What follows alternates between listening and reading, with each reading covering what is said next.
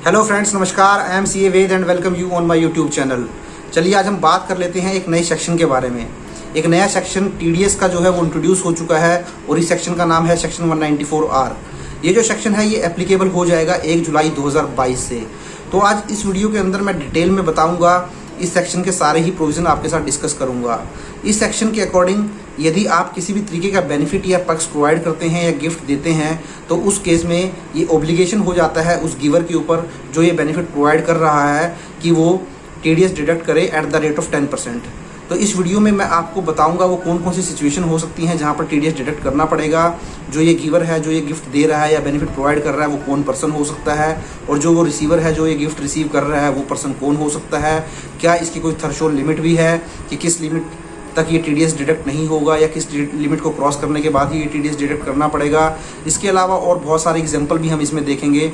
उन एग्जांपल से आपको ज़्यादा क्लैरिटी मिलेगी इस सेक्शन के बारे में। तो चलिए हम अपनी वीडियो को एक बार देख लेते हैं। तो जैसा कि आप देख पा रहे हैं सेक्शन 194R। तो जो सेक्शन 194R है, जैसे कि मैंने आपको बताया है, ये जो सेक्शन है ये 1 जुलाई 2022 से एप्लीकेबल हो जाएगा। और ये जो एप्लीकेबल होगा ये उस केस में एप्लीकेबल होगा जब किसी भी तरीके का कोई बेनिफिट्स, परक्यूजिट्स या किसी भी तरीके का जो गिफ्ट है वो प्रोवाइडेड किया गया है किसी भी पर्सन के द्वारा एक रेजिडेंट को। अब ये जो पर्सन हो सकता है, कोई भी पर्सन हो सकता है। इसका मतलब है ये कोई रेजिडेंट पर्सन भी हो सकता है या फिर ये कोई नॉन रेजिडेंट पर्सन भी हो सकता है, या इसके अलावा कोई कंपनी हो सकती है, कोई फर्म हो सकती है, एलएलपी हो सकती है, इसके अलावा इंडिविजुअल हो सकता है, एचयूएफ हो सकता है। तो कोई भी ये पर्सन हो सकता है, रेजिडेंट हो सकता है, नॉन रेजिडेंट हो सकता है। यदि कोई रेजिडेंट, नॉन रेजिडेंट या कोई कंपनी, फर्म, एचयूएफ, एलएलपी, इस तरीके से कोई भी पर्सन, यहाँ मैंने एनी लगाया हुआ है तो इसका मतलब सभी पर्सन इसमें इंक्लूड हो जाएंगे। यदि वो कोई बेनिफिट या परक्यूजिट प्रोवाइड करेंगे एक रेजिडेंट पर्सन को, तो जो इस केस में जो रिसीवर होगा वो एक रेजिडेंट होना चाहिए। मीन्स जो गिफ्ट, बेनिफिट या परक्यूजिट्स को रिसीव कर रहा है वो बंदा यहाँ पर रेजिडेंट होना चाहिए, वो पर्सन रेजिडेंट होना चाहिए। तो इस केस में जो बेनिफिट या पर्क्स प्रोवाइड किया जाएगा, वो जो बेनिफिट या पर्क्स प्रोवाइड किया जा सकता है वो कैश में भी प्रोवाइड किया जा सकता है, काइंड में भी प्रोवाइड किया जा सकता है, या कुछ कैश में दे दिया, कुछ काइंड में दे दिया। तो इस तरीके से भी ये दिया जा सकता है। सपोज़ करें अगर आपको कोई पर्क्स या बेनिफिट 1 लाख रुपए का देना चाहता है तो सपोज़ करें उसने आपको 20,000 रुपये कैश में दे दिया या 80,000 रुपये के इक्विवेलेंट कुछ आपको काइंड में दे दिया, कोई 80,000 रुपये की घड़ी आपको दे दी, तो वो कुल मिला के 1 लाख रुपया हो जाएगा। तो कैश, काइंड और बोथ दोनों में ही ये बेनिफिट या पर्क्स दिया जा सकता है। अब ये जो वैल्यू होगी इन बेनिफिट की, अगर इस पर टीडीएस की एप्लीकेबिलिटी होती है तो इस केस में जो ये वैल्यू होगी बेनिफिट की, जो बेनिफिट या पर्क्स दिया गया है, इसकी जो वैल्यू है वो 20,000 रुपये से ज़्यादा होनी चाहिए एक फाइनेंशियल ईयर के अंदर। अगर 20,000 से ज़्यादा की ये वैल्यू है एक फाइनेंशियल ईयर के अंदर, तो उस केस में जो टीडीएस है वो 10% के हिसाब से, 10% के रेट से जो टीडीएस है वो डिडक्ट कर दिया जाएगा एक गिवर के द्वारा या प्रोवाइडर के द्वारा।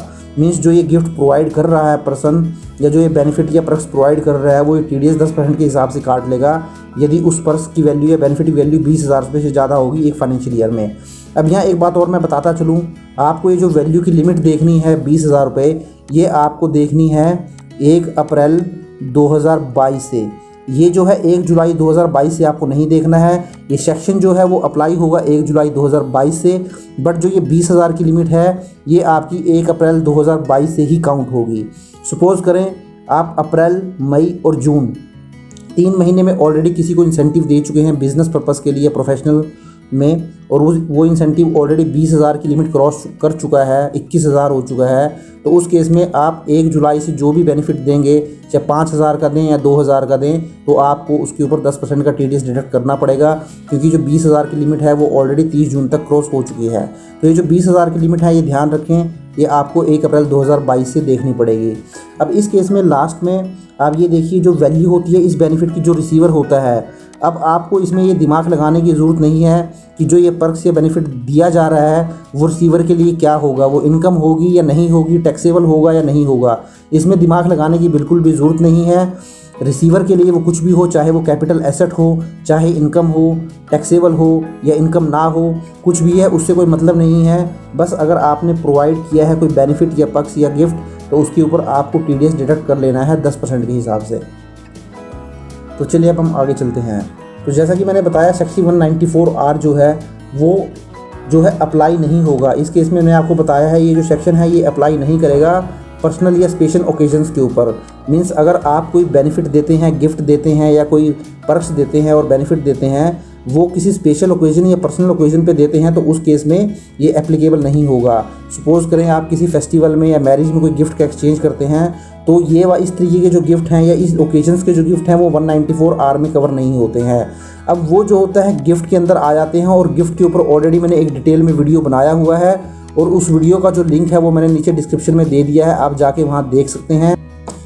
चलिए अब हम देख लेते हैं ये किस बिज़नेस या प्रोफेशन के लिए कंपलसरी है। वैसे तो ये सभी बिज़नेस और प्रोफेशन के लिए कंपलसरी है। अगर आप बिज़नेस करते हैं, प्रोफेशन करते हैं तो उस केस में ये कंपलसरी है कि आप अगर इस तरीके का बेनिफिट प्रोवाइड करेंगे तो आपके लिए टीडीएस की डिडक्शन ज़रूरी है। बट इसका भी एक्सेप्शंस है। मीन्स अगर आप बिज़नेस और प्रोफेशन कर रहे हैं तो उस बिज़नेस और प्रोफेशन में भी आपको एक एक्सेप्शन इसका दिया गया है। वो क्या दिया गया, चलिए वो देख लेते हैं। वो जो एक्सेप्शन है वो एक इंडिविजुअल और एचयूएफ के लिए दिया गया है। अगर आप एक इंडिविजुअल हैं और एचयूएफ हैं और आप कोई बिज़नेस करते हैं और उस बिज़नेस से आपकी जो सेल है वो सेल जो है आपका जो टर्नओवर है या सेल है 1 करोड़ रुपए से कम है, या सिमिलरली अगर आप कोई प्रोफेशन करते हैं और उस प्रोफेशन से जो आपकी ग्रॉस रिसिप्ट है वो 50 लाख रुपए से कम है तो आप किसी को भी कोई बेनिफिट या पर्क्स प्रोवाइड करवा सकते हैं। उस केस में टीडीएस की डिडक्शन नहीं होगी। तो इसका मतलब ये है कि आप कोई भी बिज़नेस या प्रोफेशन करें तो टीडीएस एप्लीकेबल नहीं, टीडीएस एप्लीकेबल हो जाएगा, टीडीएस डिडक्ट करना पड़ेगा किसी भी बेनिफिट या पर्क्स पे। बट अगर आप इंडिविजुअल और एचयूएफ हैं तो आपका जो बिज़नेस है वो स्मॉल कैटेगरी में आता है। मीन्स छोटे स्मॉल बिजनेसमैन हैं आप या स्मॉल प्रोफेशनल हैं जहाँ पर आपकी सेल 1 करोड़ से कम है या ग्रॉस 50 लाख से कम है, तो वहाँ पे एक रियायत आपको दी गई है कि आप उस बिज़नेस के अंदर गिफ्ट को दे सकते हैं या बेनिफिट या पर्क्स प्रोवाइड करवा सकते हैं। तो वहाँ पर किसी भी तरीके का जो टीडीएस डिडक्शन करने की रिक्वायरमेंट नहीं है। अब देखिए मैंने एक नीचे नोट भी दिया है। इस नोट में देखिए मैंने यहाँ आपको बताया है कि किसी भी तरीके का सेल डिस्काउंट है, कैश डिस्काउंट की अगर रिबेट देते हैं तो वो पार्ट नहीं माना जाएगा बेनिफिट या पर्क्स का। तो बिज़नेस के अंदर जैसा कि मैंने आपको बताया कि आप कोई बेनिफिट या पर्क्स प्रोवाइड कर रहे हैं, इसी तरीके से आप किसी बिज़नेस के अंदर कोई सेल डिस्काउंट भी हम देते हैं या कैश डिस्काउंट भी देते हैं। कैश डिस्काउंट जैसा कि आप जानते हैं कि अगर आपको 1 लाख रुपये इमीडिएट चाहिए तो सामने वाली पार्टी को आप बोलेंगे ठीक है आप मुझे इमीडिएट ये पेमेंट कर दीजिए 1 लाख रुपये की जो मैंने सेल आपको किया है, तो मैं इसके लिए आपको इमीडिएटली 2000 रुपये कैश डिस्काउंट दे दूंगा। तो इस तरीके से कुछ कैश डिस्काउंट आप देते हैं या कुछ बेनिफिट इस तरीके से प्रोवाइड करते हैं तो वो यहाँ पर बेनिफिट या पर्क्स की कैटेगरी में नहीं आते हैं। और इस तरीके से सेल डिस्काउंट या कैश डिस्काउंट की रिबेट इस तरीके से आप कुछ देते हैं तो उस पर किसी भी तरीके का टीडीएस जो है वो डिडक्ट नहीं होगा क्योंकि वो डेफिनेशन में कवर नहीं होते हैं बेनिफिट या पर्क्स की। तो चलिए अब हम कुछ एग्जांपल्स को एक बार देख लेते हैं। तो जैसा कि मैंने आपको बताया है कि आप बिज़नेस टू बिज़नेस यदि कोई पर्क्स या बेनिफिट प्रोवाइड करते हैं तो वो किस तरीके के बेनिफिट या पर्क्स हो सकते हैं एक बार वो देख लेते हैं। जैसे कि अगर कोई फ्री मेडिकल सैंपल्स प्रोवाइड किए जाते हैं मेडिकल प्रैक्टिशनर को, जैसा कि आप जानते हैं जितने भी डॉक्टर्स होते हैं जो अपनी मेडिकल प्रैक्टिशनर करते हैं, प्रैक्टिस करते हैं, तो उनको बहुत सारे फ्री मेडिकल सैंपल्स जो ये कंपनियां होती हैं, फार्मा कंपनी होती हैं, उनको बहुत तरीके के फ्री मेडिकल सैंपल्स प्रोवाइड करती हैं। तो अब ये जो फ्री मेडिकल सैंपल्स इन डॉक्टर्स को प्रोवाइड किए जाएंगे उनके ऊपर ये जो फार्मा कंपनीज होंगी वो टीडीएस डिडक्ट करेंगी एट द रेट ऑफ 10%।